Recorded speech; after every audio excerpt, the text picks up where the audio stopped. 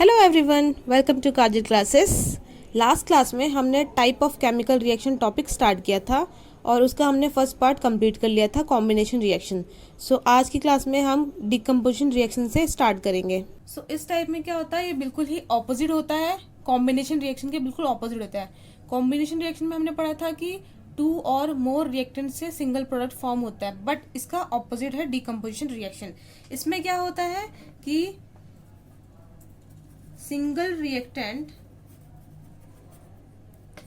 क्या करता है, ब्रेक डाउन करता है एंड देन फॉर्म करता है टू गिव सिंपलर प्रोडक्ट्स।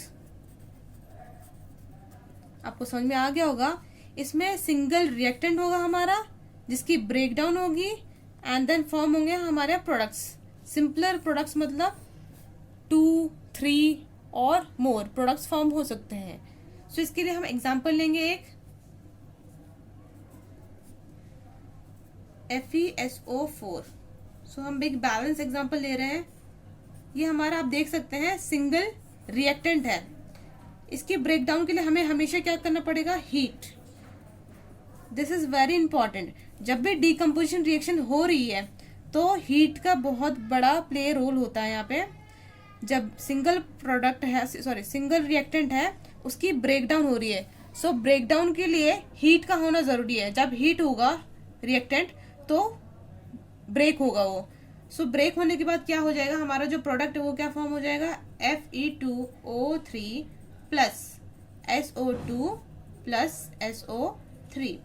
सो इनको क्या बोलते हैं हम, इस फॉर्मूले को क्या बोलते हैं, फेरस सल्फेट। FeSO4 है तो क्या हो जाएगा, फेरस सल्फेट।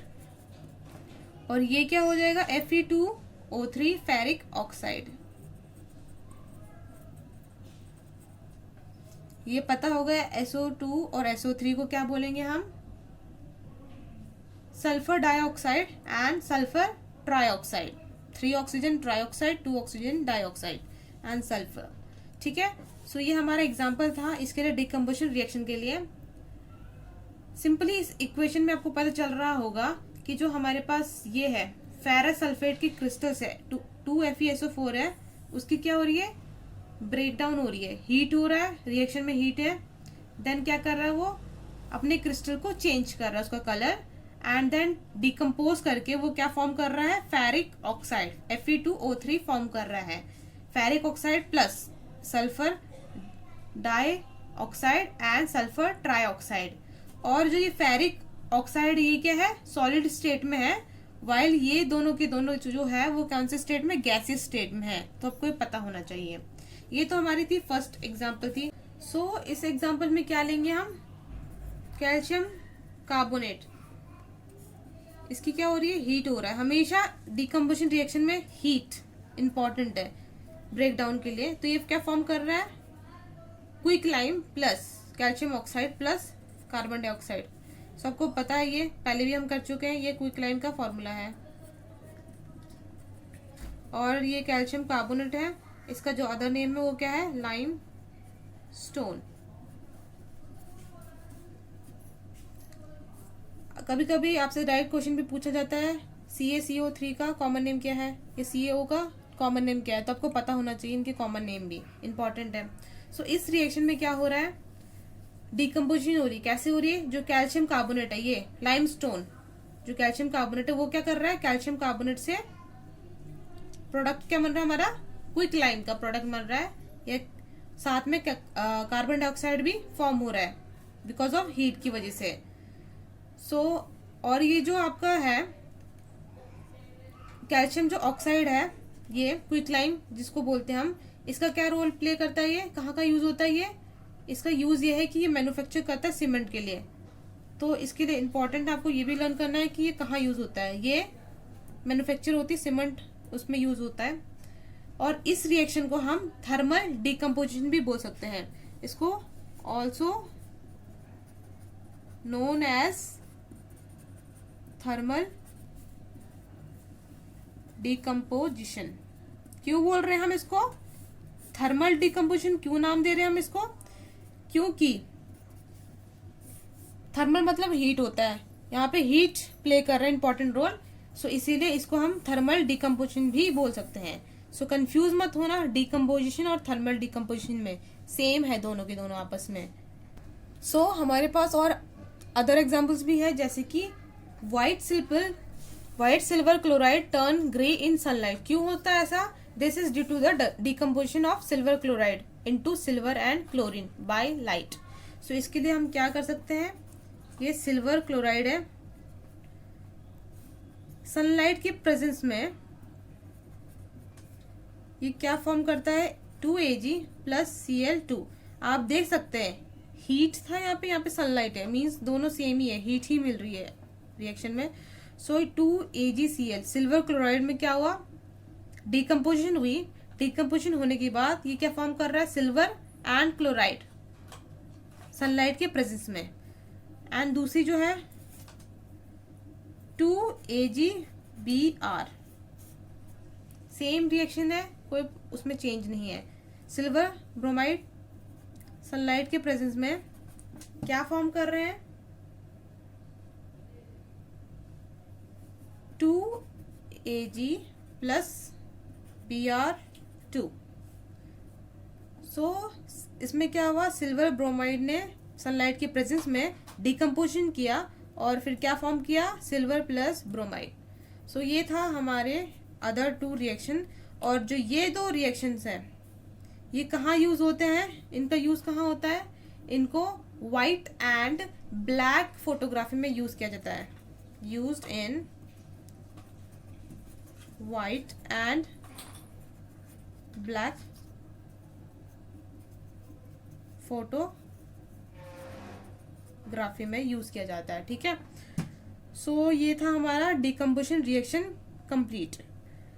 नेक्स्ट जो थर्ड टाइप है हमारी, अब वो कौन सी है, third type displacement reaction. So अब हम स्टार्ट करने वाले हैं displacement reaction.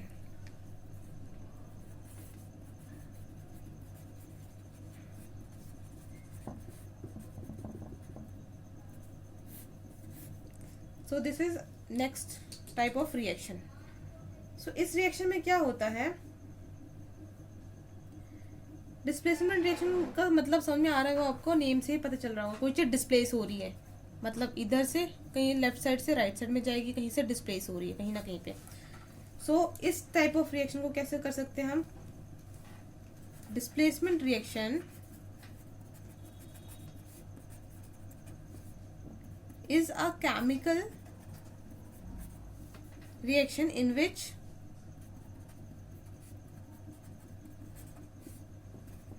a more reactive element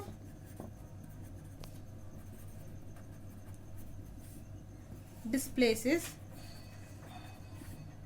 a less reactive element।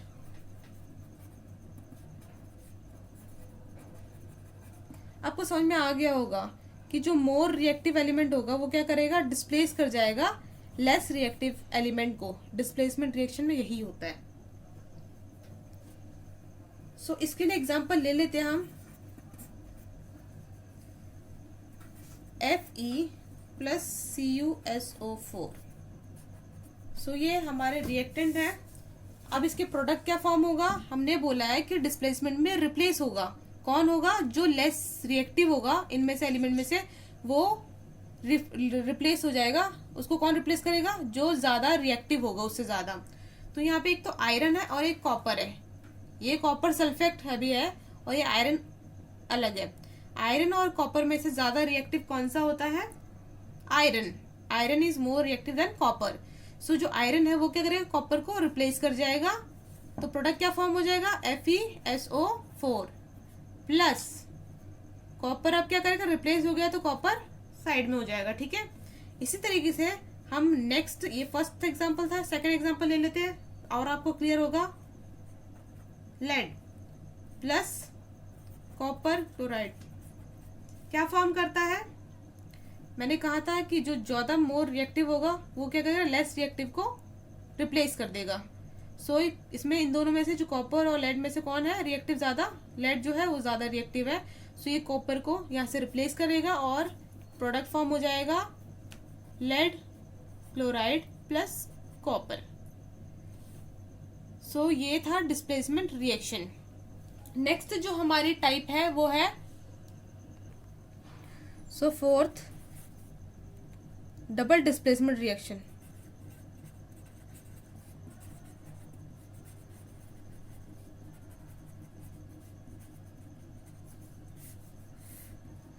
पहले हमने डिस्प्लेसमेंट रिएक्शन किया है, आपको समझ में आ रहा होगा displacement reaction and then double displacement reaction. Double displacement में आपको समझ में आ रहा होगा, वहाँ पे हमने एक की रिप्लेसमेंट कर रहे थे, अब हम क्या करेंगे, दो चीज़ों की रिप्लेसमेंट करेंगे आपस में। डबल डिस्प्लेसमेंट को क्या डिफाइन कर सकते हैं, कैसे डिफाइन कर सकते हैं हम, कि it is a type of chemical reaction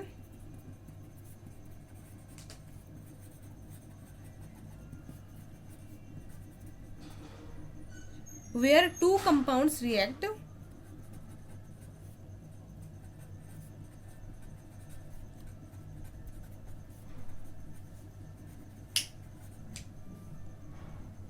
and the positive ion and the negative ion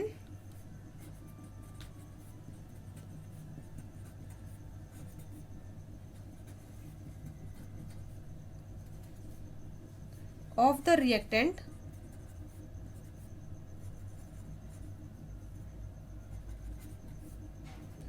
switch places, forming two new compound।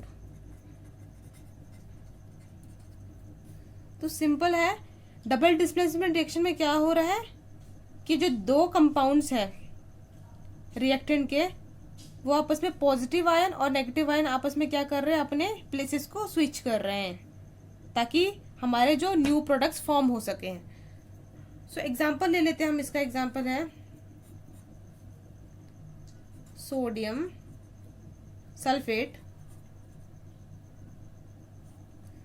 Sulphate plus